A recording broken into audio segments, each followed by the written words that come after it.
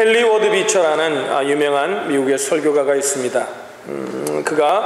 그의 설교를 미국 사람들이 듣는 것을 그렇게 좋아한다고 합니다. 이분이 뉴욕의 한 큰 교회에 초청받아 이제 가게 되었고, 그 뉴욕의 큰 교회는 헨리 워드 비처 목사님이 오신다는 것을 많은 사람들에게 알려서 복음을 들을 수 있는 기회를 주기 위해 많은 사람들에게 광고했습니다. 자기 교회뿐만 아니라 주위에 있는 사람들에게 광고를 한 것입니다. 근데 이 헨리 워드 비처 목사님이 오시기로 한 그쯤에 병이 났습니다.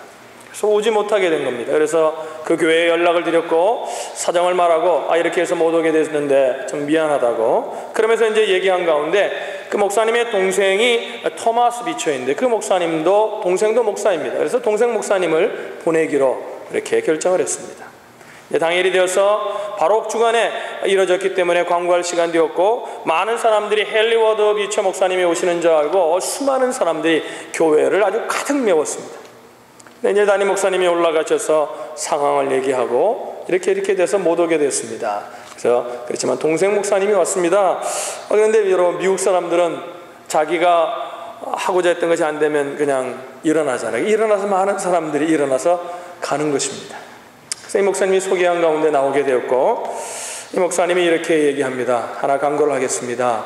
먼저 예배를 드리기 전에 동생 되는 토마스 비처 목사님이 올라오셔서 이런 광고를 했다고 합니다. 너무 죄송하고 약속을 못 지켜서 너무나 죄송합니다. 그래서 제가 왔는데 그럼 너무나 죄송합니다. 먼저 죄송하다고 말하고 난 후에 이렇게 얘기합니다.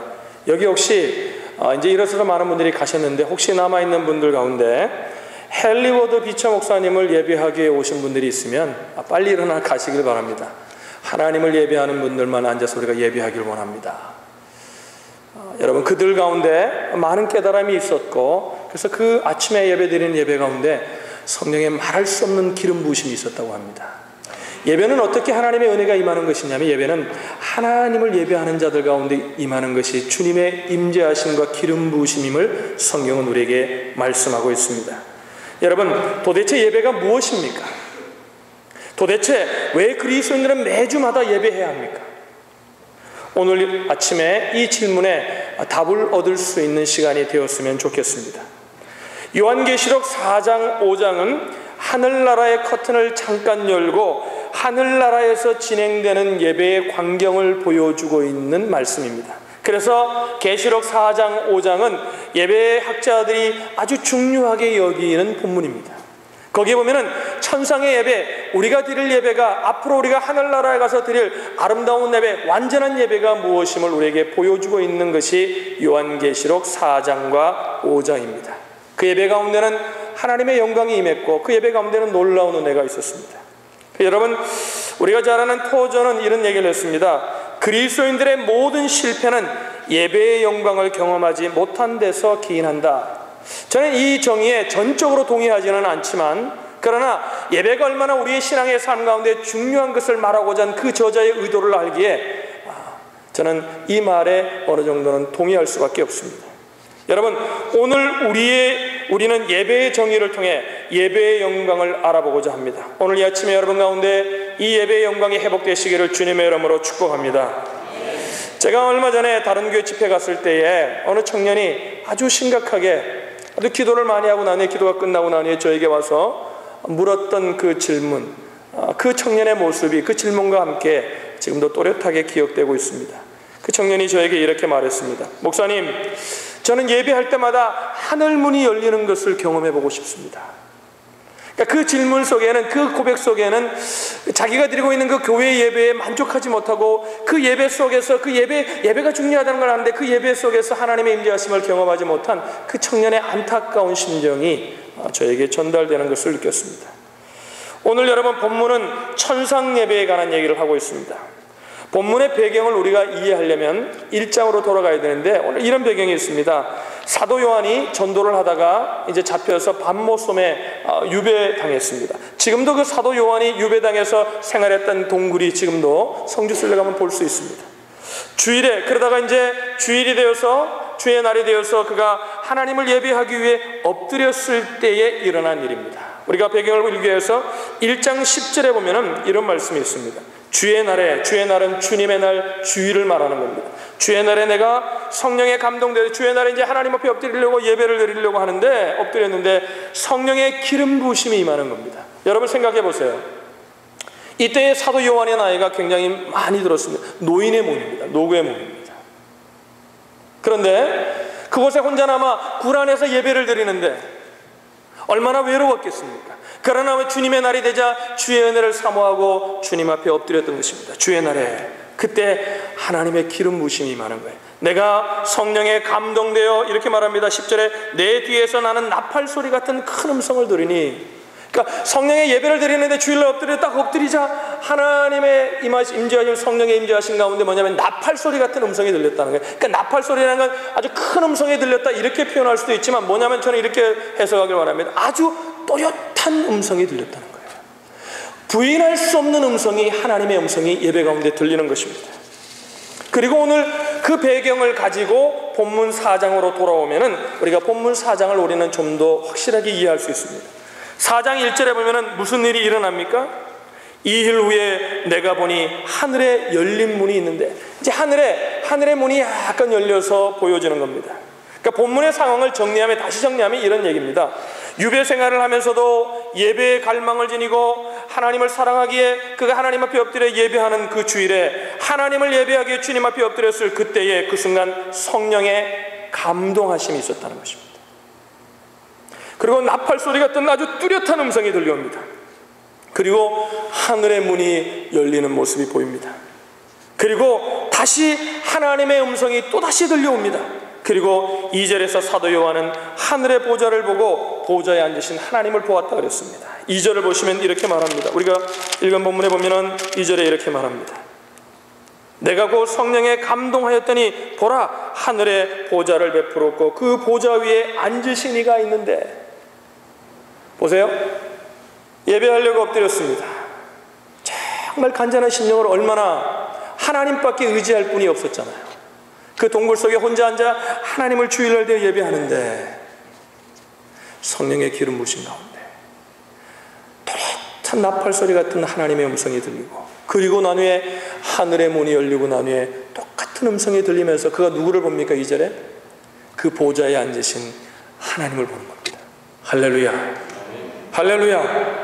이걸 뭐라고 얘기합니까? 우리는 오늘날 말로 우리가 표현하길 하나님의 임재 체험이라 이렇게 우리가 말하죠. 하나님의 임재를 체험하는 것, 이것이 예배입니다. 하나님이 어떤 분인지를 알아가는 것. 그래서 우리가 예배드리고 난 후에, 예배드리기 전과 예배드리고 난 후에는 우리의 심령이 달라지고 우리의 생각이 달라지고 우리의 믿음이 달라질 수 있는 것, 이것이 바로 예배라는 거죠. 한 기독교 심리학자가 아주 이런 얘기를 했습니다.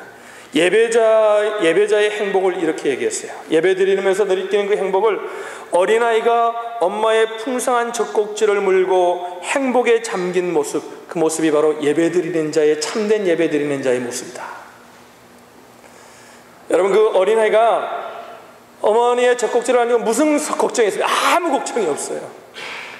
그냥 그게 좋은 거예요. 어머니의 심장 소리를 들으면서 그 어머니의 사랑을 느끼면서 그 속에서 평안한 모습, 이게 바로 예배드리는 자의 모습이라는 거예요. 여러분, 옆에 사람의 표정을 보시기 바랍니다. 영 행복해 보이는 사람이 별로 없습니다.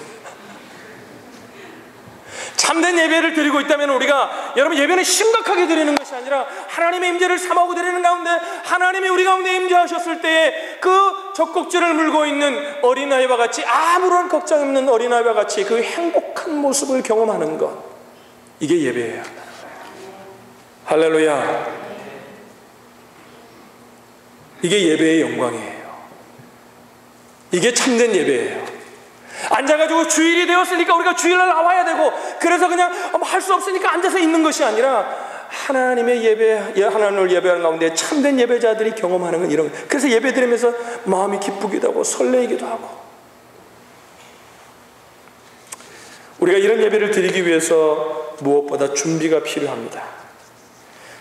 어떤 준비가 필요합니까? 여러분, 예배를 갈망하실 수 있기를 주님의 이름으로 축복합니다. 할렐루야. 한 주간도 여러분 이 예배를 사모하면서 오셔야 돼요. 오늘도 우리가 눈이 왔잖아요. 그럼 뭐예요? 눈이 오니까 길이 막힐지 모르니까 더 일찍 일어나서 하나님을 예배하기 위해서 와야 합니다. 할렐루야. 갈망하는 마음이에요. 사모하는 영혼을 만족해 하신다고 그랬잖아요. 하나님은요, 인격이세요. 그냥 우리가 앉아 있었다는 것으로 하나님은 원하시는 게 아니라 우리와 사랑하고 우리와 교제하기를 원하시거든요. 사모하기를 원하시는 거예요. 오늘도 우리가 찬양 부를 때 얼마나 뜨겁게 찬양했습니까? 사모하는 마음으로. 할렐루야. 할렐루야. 그리고 하나님 앞에 엎드리는 거죠. 그리고 하나님의 음성을 사모하는 마음.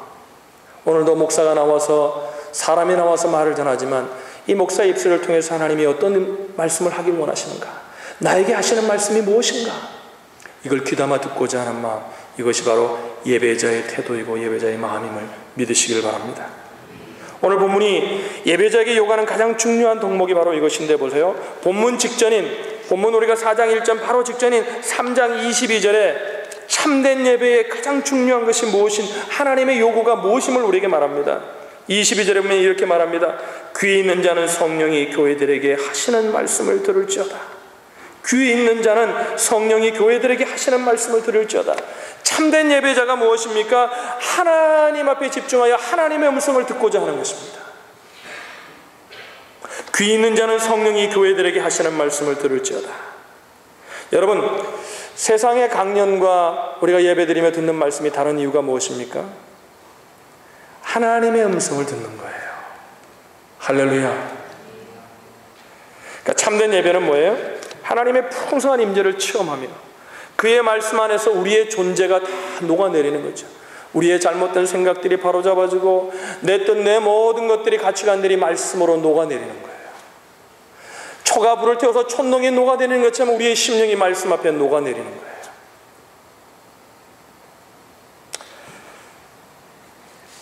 오늘 다 배가 고프셔서 그러는지 얼굴들이 심각합니다. 할렐루야. 옆에 사람에게 얘기합시다. 참된 예배자가 되어야 합니다. 할렐루야. 예배는 뭐예요? 하나님의 임재를 경험하는 거예요. 여러분, 찬양을 부르는 가운데도 경험할 수 있고요, 말씀을 듣는 가운데 경험할 수 있고요, 엎드려 우리가 대표 기도할 때 그 기도 속에서 오늘도 나와 기도하는데 저는 하나님의 임재하심을 경험했거든요. 아멘. 아멘. 근데 왜 아멘이 없어요? 할렐루야. 여러분, 그 대표가 기도할 때 그 사람이 기도하는 게 우리와 함께, 우리가 함께 기도하는 거거든요. 그때 뭐예요? 아멘.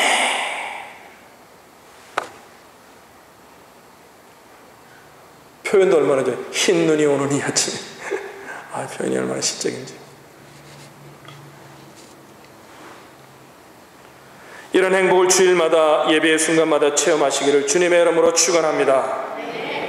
예배는 하나님의 임재를 경험하는 시간이에요.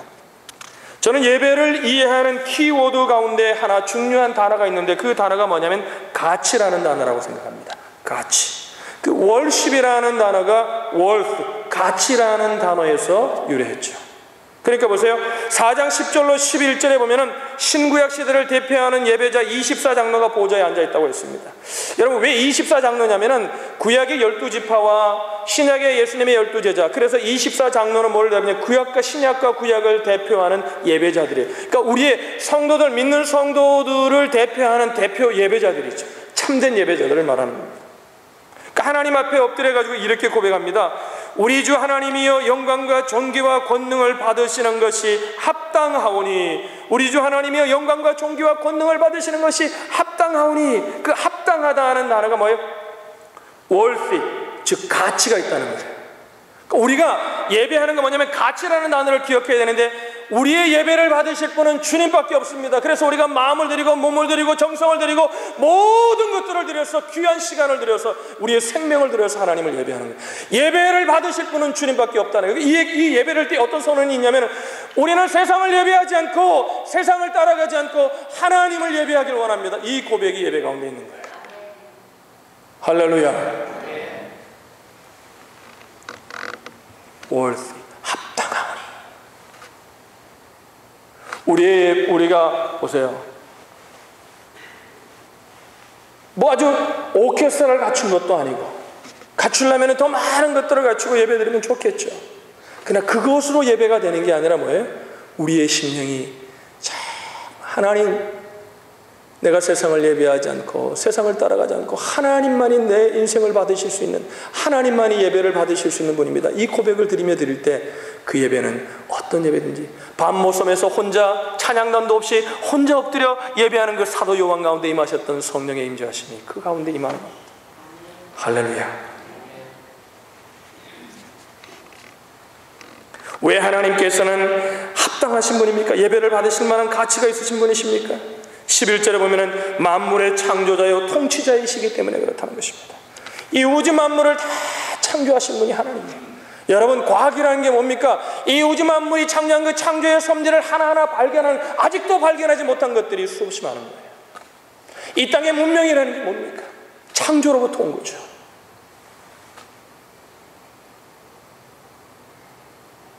요한계시록 5장 8절에 보면요, 이 창조자 하나님에게서 포커스를 맞추고 예배된 그 예배가 누구에게로 갑니까? 예수님에게로 초점을 옮기는 것이 기록되어 있습니다. 우리 성경 있는 분들은 5장 8절을 한번 우리 같이 한번 읽어보겠습니다. 5장 8절 한번 읽어보죠. 다 같이 읽습니다. 시작. 책을 취하심에 네 생물과 24장로들이 어린 양 앞에 엎드려 각각 검은 고와 향이 가득한 금대접을 가졌으니 이 향은 성도의 기도라. 책을 취하심에 네 생물과 24장로들이 어린 양은 누구를 얘기하는 거예요? 예수 그리스도. 어린 양 앞에 뭐 하셨어요? 어린 양 앞에 엎드려 각각 검은 고와 향이 가득한 금대접을 가졌으니. 왜 어린 양이라고 했을까요, 여러분? 예수 그리스도는 어떤 분이십니까? 어린 양이 되셔서 우리를 위해, 우리를 속죄하기 위해 죽으신 분이에요. 할렐루야. 그래서 그 예수님에게로 초점이 옮겨가 하나님을 예배하고 있습니다. 누구 앞에요? 어린 양 되신 예수님 앞에. 왜 그런 거예요? 12절에 보면 이렇게 말합니다. 12절 다 같이 읽습니다. 시작. 큰 음성으로 이르되 죽임을 당하신 어린 양은 능력과 부와 지혜와 힘과 존귀와 영광과 찬송을 받으시기에 합당하도다 하더라. 거기도 합당하도다. worthy. 가치가 있는 분이라. 그래서 여러분, 우리가 읽은 본문에 24장로들이 어떻게 합니까? 자기의 면류관을 벗어 주 앞에 다 드립니다. 주님만이 받으셔야 한다는 거예요. 할렐루야. 오직 그분만이 예배받기에 합당하시다는 거죠. 그러니까 예배는 하나님의 가치, 하나님이 예배받기에 합당하신 분임을 인정하는 순간이에요. 이게 예배라는 거죠. 그럴 때 우리 예배를 통해 어떤 일이 일어납니까? 본문 4절을 보겠습니다. 4절. 본문 4절 다 같이 한번 읽겠습니다. 여러분 읽겠습니다. 시작. 또 보좌에 둘려 24보좌들이 있고 그 보좌 위에 24장로들이 흰옷을 입고 머리에 금면류관을 쓰고 앉았다. 그러니까 하나님의 임재하심을 경험하는 것이 예배고, 참된 예배를 통해 하나님만이 예배를 받으실 분이고 하나님의 가치를 인정하는 것이 예배인데, 그런 예배를 드리는 사람들의 모습을 어떻게 표현하고 있습니까? 24장로들, 참된 예배자들을 대표하는, 신구약의 예배자를 대표하는 그들의 모습이 어떻다고 성경은 말합니까? 그들의 모습을 묘사하면서 두드러진 특징이 뭐냐면 흰옷을 입었다는 거예요. 흰옷. 그 다음에 뭐예요? 금면류관을 썼다는 거예요. 그러니까 성경이 말하는 흰옷은 어떤 의미냐면 그들은 뭐예요? 하나님 앞에 거룩성을 말하는 겁니다. 흰옷을 입었다는 것은 뭐냐면 거룩함을 말하는 거예요. 금면류관은 뭐 다른 데서 다르게 표현할 수 있지만 예배 가운데 오늘 24장로들이 금면류관을 썼는데 그 면류관은 뭐냐면 영화를 말하는 거예요. 영화. 그럼 뭐예요? 흰옷을 입었다는 우리말로 하면 성화를 말하는 거고, 금면류관을 썼다는 것은 영화, glorification. 거룩이 어디서부터 온다고 성경은 오늘 예배 가운데 얘기합니까? 계시록은 24장로들 같이 참되게 하나님을 예배하게 될 때에 우리의 심령이 거룩해지고 우리의 삶이 거룩해진다는 거예요. 몸부림만으로, 내 노력만으로 거룩이 이루어지는 것이 아니라 아주 단순하지만 단순하고 진지하게 하나님만을 생각하며 예배하게 될 때에 그때 우리 영혼 속에 거룩이 각인된다는 거예요. 할렐루야. 신비한 거죠.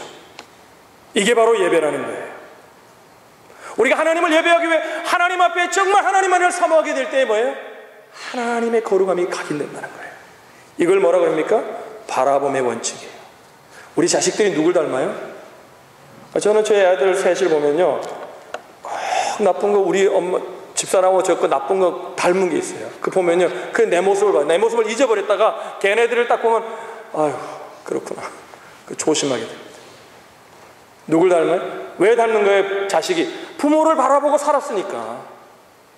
부부간에도 정말 사랑하고 바라보면 어떻게 해요? 닮습니다. 점점 닮아요. 얼굴까지 닮아요. 어떨 때는 바라보. 그 뭐예요? 하나님을 바라보며 참으로 하나님을 예배하게 될 때, 그래 제가 그런 얘기 하잖아요. 정말 여러분 우리의 신앙이요, 예배만 온전하게 예배자로 예배를 드려도 우리의 신앙이 온전해집니다. 할렐루야. 예배 가운데 말씀도 있고 하나님의 임재하심도 경험하고 하나님의 능력도 경험하고 예배 가운데 다 있잖아요. 우리의 신앙의 삶이 거기 다 있잖아요.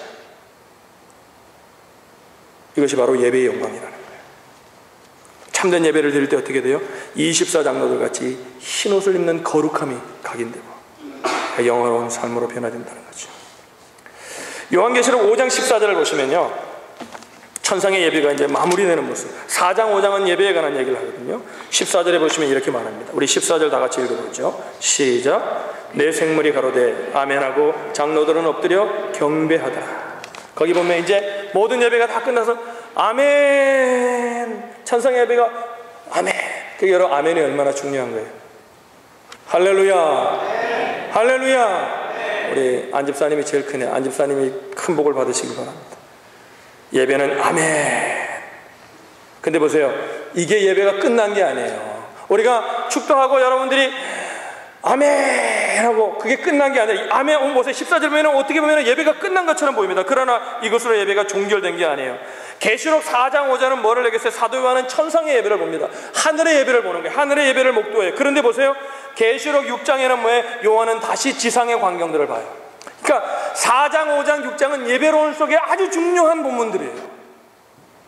우리가 하나님을 예배하고 정말 천상의 예배를 드립니다. 그러나 그렇다고 우리의 삶이 달라져 천상의 예배를 드리고 6장같이 세상의 모든 환경들은 다 똑같아요. 보세요, 6장에는 뭐예요? 지상의 광경들을 다시 봅니다. 하나하나 인봉이 열리면서 거기 뭐예요? 전쟁도 있고 기근도 있고 질병도 있고 가득한 어려움들이 세상에 가득한 것들을 봐요. 그러니까 계시록이 4장 5장에는 천상의 예배를 말하고 6장에는 하나의 인봉을 두면서 세상의 그 모습들을 얘기합니다.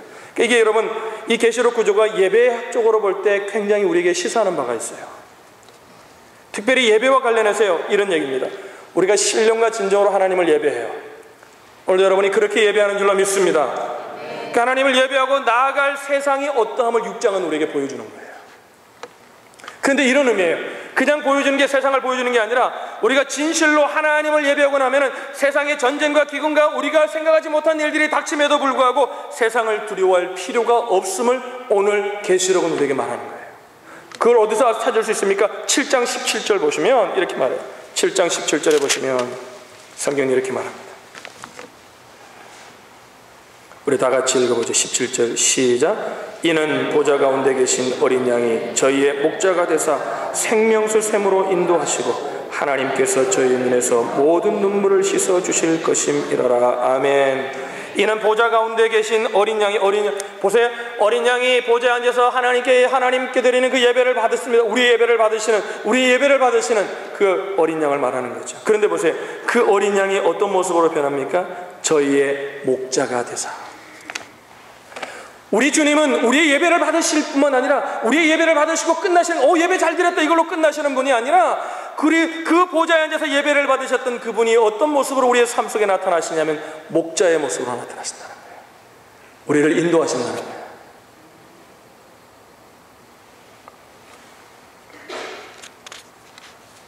진정으로 하나님을 예배하고 나아갈 때요, 우리에겐 두려움이 없습니다. 할렐루야. 이런 예배자들이 되시길 바랍니다.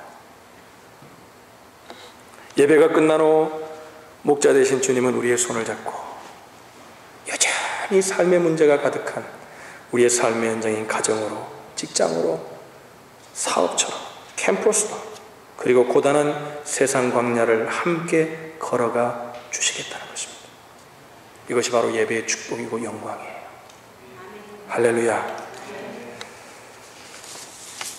세계 2차 대전 당시에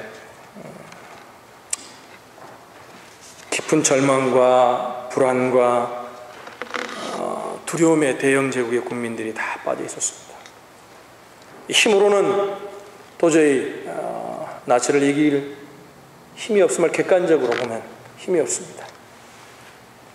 그때 우리 잘 아는 처치는 전쟁을 선포하고 모든 국민들에게 전쟁을 선포하고 전쟁할 것을 얘기합니다. 그리고 처칠이 그 당시에 모든 사람들의 존경을 받았던 설교 가운데 하나인 윌리엄 템플에게 전 국민을 향한 메시지를 부탁드립니다. 그가 전한 메시지가 뭔지 알아요? 이 메시지입니다. 대영 제국의 국민 여러분, 지금은 우리가 하나님을 예배할 때입니다. 전쟁 큰 일입니다. 그러나 더 큰 일은 우리가 예배하는 것입니다. 만일 우리 국민이 이와 같은 때에 진정 하나님을 예배할 수 있다면, 그리고 정말로 하나님을 바라볼 수 있다면, 그리고 하나님이 우리와 함께 하시는 것을 믿을 수 있다면 전쟁은 결코 큰 일이 아닙니다. 그리고 우리는 능히 우리가 예배한 하나님의 도우심으로 이 전쟁을 이길 수 있을 것입니다. 그날이 언제냐면 토요일이었어요. 다음날 주일이 되자 전 국민들이 교회 종소리를 듣고 하나님을 예배하러 모입니다. 할렐루야. 그리고 그들은 그 어려운 전쟁을 버텼고 기어코 나치는 멸망하고 그들은 승리했습니다. 그래서 오늘날 영국의 역사를 그때 당시의 역사를 신앙으로 바라보는 사람들은 그들의 힘이 어디에서 왔느냐? 예배에서 왔다고 말합니다. 할렐루야. 전쟁터에서도 믿는 자들이 예배했습니다. 마지막 전쟁에 그 죽을 수밖에 없는 전쟁터로 가면서 그들은 마지막 순간을 예배하며 갔습니다. 사랑하는 우리 오늘의 교회 지체 여러분, 이 한 해를 시작한 것이 어제 같은데 벌써 2월 중순이 되었습니다. 여러분, 이 한 해 목표를 세우셨죠? 그 비전을 이루기 위해 예배자들이 되시길 바랍니다. 우리의 예배를 돌아보십시오. 내 예배가 정말 주님이 원하시는 예배인가? 오늘 이 아침도 이 주님의 음성, 참된 예배자들을 마지막 때 주님 뭐라 그랬습니까? 참된 예배자들 찾는다 그랬습니다. 오늘 저와 여러분들이 이런 예배자 되시기를 주님의 이름으로 축복합니다. 기도하겠습니다.